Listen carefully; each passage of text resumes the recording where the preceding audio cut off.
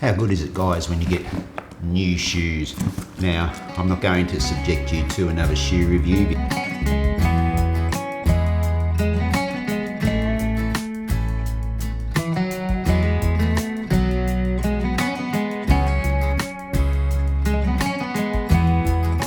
I had a question a couple of weeks ago. I think it was from a gentleman called Keith, and he was asking me if I found that my heart rate was lower in the morning when I run compared to the afternoon when I run, and he was finding that his heart rate was lower of a morning.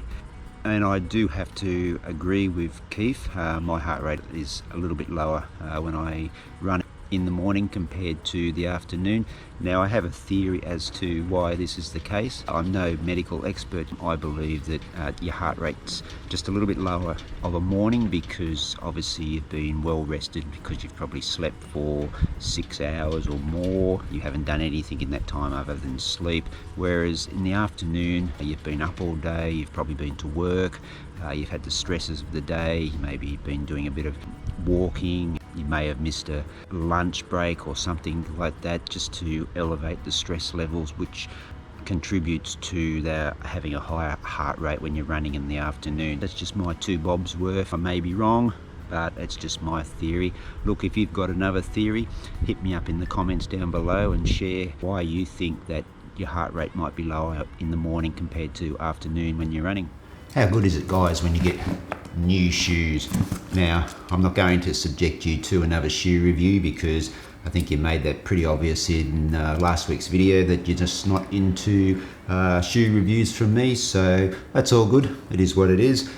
These shoes I'm going to use for the Gold Coast 50, which is now only 10 days away.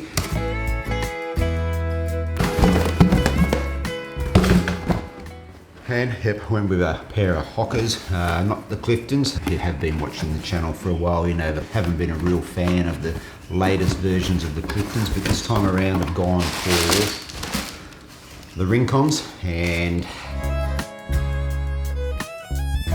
sorry about that, the battery just went flat in the camera. Yeah, Gold Coast 50 coming up in 10 days. Wanted a shoe that was just going to be nice and light, a little bit of cushion. Hoka One Rincon 2, heard a lot of good reports about this shoe. Also got some new shorts. I've never had these tight compression shorts before. I'm going to use these in the Gold Coast 50 as well, but I might try these out at parkrun on Saturday.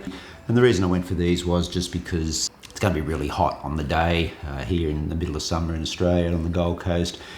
A lot of showers along the way on the beachfront, so just to, you know, if it does get really hot, you can just sort of step under a shower and cool off a little bit and won't have any sort of dramas with chafing, hopefully. All right, so back to the Rincon 2s.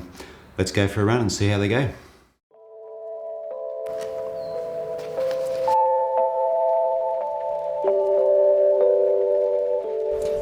Used to be a time when I bought new shoes that I'd wear them for a number of days just to break them in before I go for a run.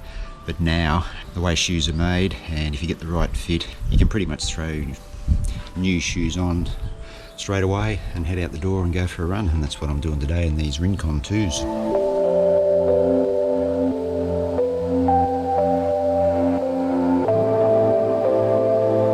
Now, I've got into a bit of a habit of walking for 2 or 3 minutes each day before I start my run.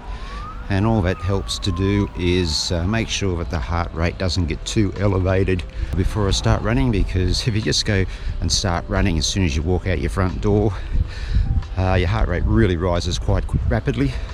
So the walking just helps it to increase slowly so that you don't have that real spike when you first start running.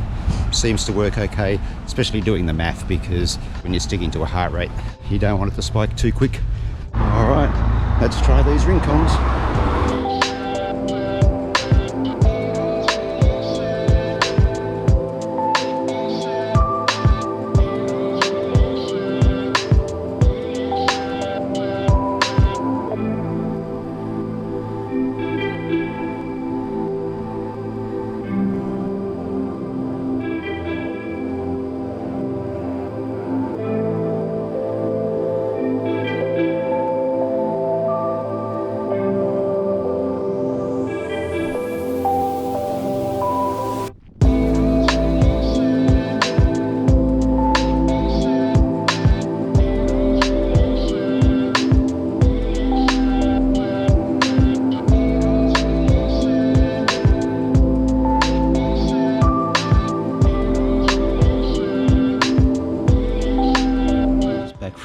almost 17k run in the Rincon 2s. Verdict, yeah, thumbs up. Nice comfortable shoe.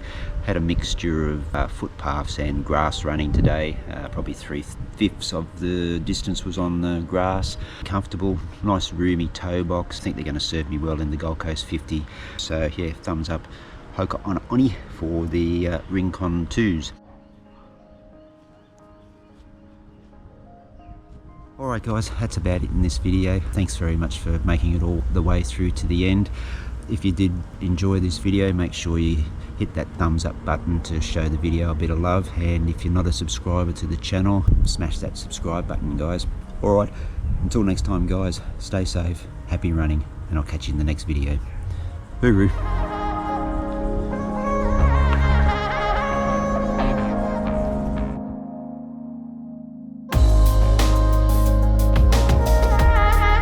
Guys, it's not that I don't like talking about shoes. Look, I'm like all runners. I love getting a new pair of shoes and probably showing them off and letting you know how they perform. But there's so many people out there on YouTube who are doing a great job with shoe reviews. Probably the last thing you need is another person doing a shoe review. And I think that's pretty obvious with how well the last video performed when I put the New Balance Beacon 3s and the 1080s version 10 up against one another, and well, let's just say it wasn't one of the better videos, guys. So shoe reviews I'll leave to others, and look, I'll just give you a bit of feedback from time to time on shoes that I have, with whether it's a thumbs up, a thumbs down, or you know, jury's still out. But yeah. So guys, shoe reviews probably not my strong forte, so let's leave that for others to do, and we'll just concentrate on the running side of things and the training side of things, and trying to get some good content together. And also guys, don't forget to check out that Gold Coast 50 or bus series that I've been running. We're up to about 8 episodes of that, into my last week now, that training. So go and check that series out guys, and you can just see where I'm up to with the Gold Coast 50s.